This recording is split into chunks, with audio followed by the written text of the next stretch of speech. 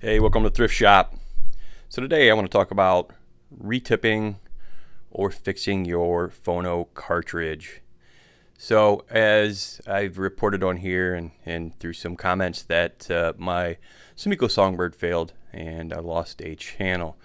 So I quickly sent it off to VAS, a very reputable cartridge rebuilder and actually OEM cartridges. He has his own line, which I'd like to try sometime. None of my comments today reflect anything that he did. Everything is great. Fast service. Immediately called me upon receiving them. Asked, checked them out. Already had feedback. Already knew direction.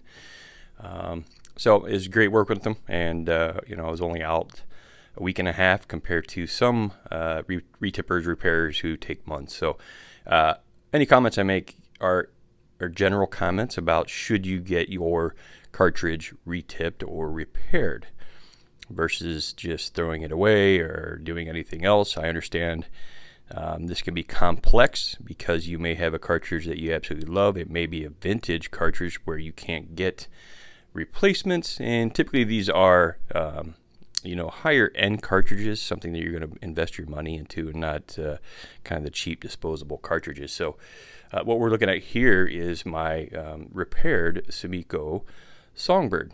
And what you'll notice, or if you're not familiar with this cartridge, is that it does now have a dust shield going over the coils. So that was an improvement that VAS put on there. His general comment about this cartridge is that the magnet is too strong, and basically this cartridge failed because it was picking up so much junk out of the air, dust particles, everything was building up, and that went into the coil and caused a short. And these fine coil wires can fail very easily. So this open architecture may not be the best if you're running a lot, although there are some out there. It's just depending on the design, some may be better than others. This is my experience with this cartridge, so I just wanted to talk about it.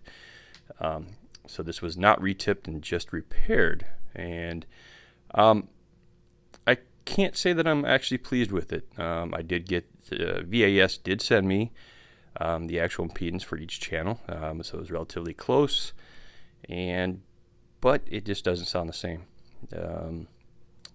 This was already a pretty relaxed cartridge and something that I absolutely fell in love with. I just now have a bit of a problem with how it sounds. Sounds flat. Cymbal hits, it's very, very light. It's almost non-existent. Some cymbal hits are okay, but I'm just generalizing. This is a problem. So I had a choice, just as many of you have a choice to do, and apparently I probably should have just traded this in for a different cartridge. I'm not saying that retipping is good or bad. I'm just giving you my experiences, and this probably didn't work out the best for me. I do love the cartridge. I mean, it still sounds good. It just doesn't have the romance that the previous original cartridge, how it sounded. So you have to really think about getting your cartridges repaired and understand that you're probably not going to get back exactly what you had originally. And now I'm going to talk about a second case here, and this one I haven't reviewed on my channel yet, although it will be coming up. What you're going to see here is a Mofi Mastertracker. Now this is a unique moving magnet cartridge in the fact that it does not have a removable stylus. So this is more along the line of a standard moving coil cartridge. So it may not be everyone. The thing, I think it's cost somewhere around $800. So definitely not a cheap cartridge. And just like many people, you do have accidents in life, and fortunately, I damaged mine. And I'm constantly changing things in and out. I'm very careful, and sometimes things happen. So it's not that someone's better than others for not having failures. It's just some things happen outside of your control. So in this case, had an aluminum cantilever, and truth be told, I'm pretty good at fixing, minor bends and cantilevers. I use little wood sticks, almost little toothpicks, and or chopsticks, and I know where to place them. That way you don't damage the suspension. And in this case, even using the most careful approach and touches, the cantilever is just super soft aluminum. It's definitely an aluminum tube. The original cantilever's original tube. Being a materials expert, I can definitely say it's almost like unheat treated 1100 series aluminum. So it is this soft, gummy, not a very good cantilever in the first place. So I thought, hey, it's damaged.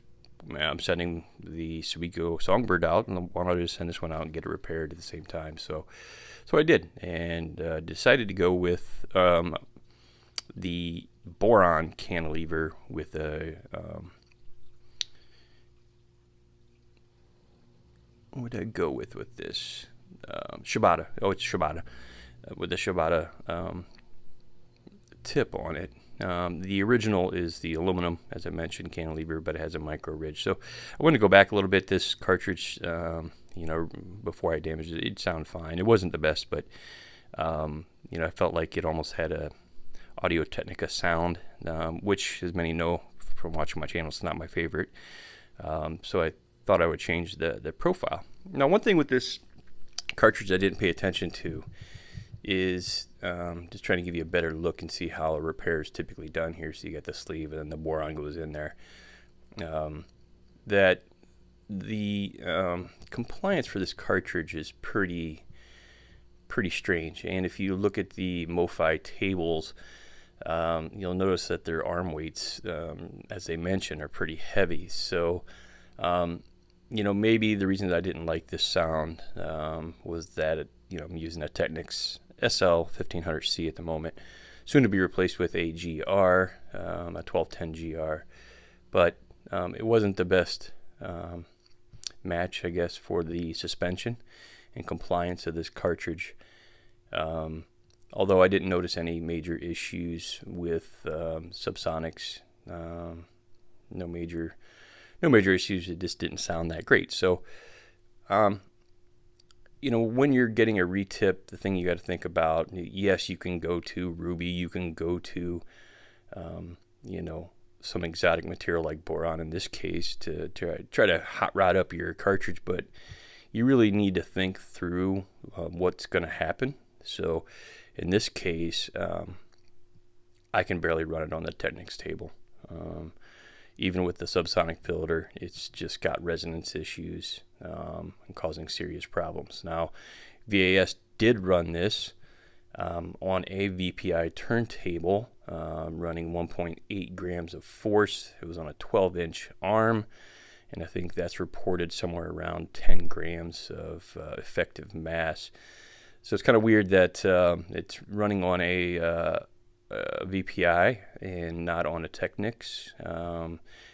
I didn't think they would be that far off from weight. Maybe I need to try lighter head shells or heavier. I did try to do some other heavier things, but that didn't work out.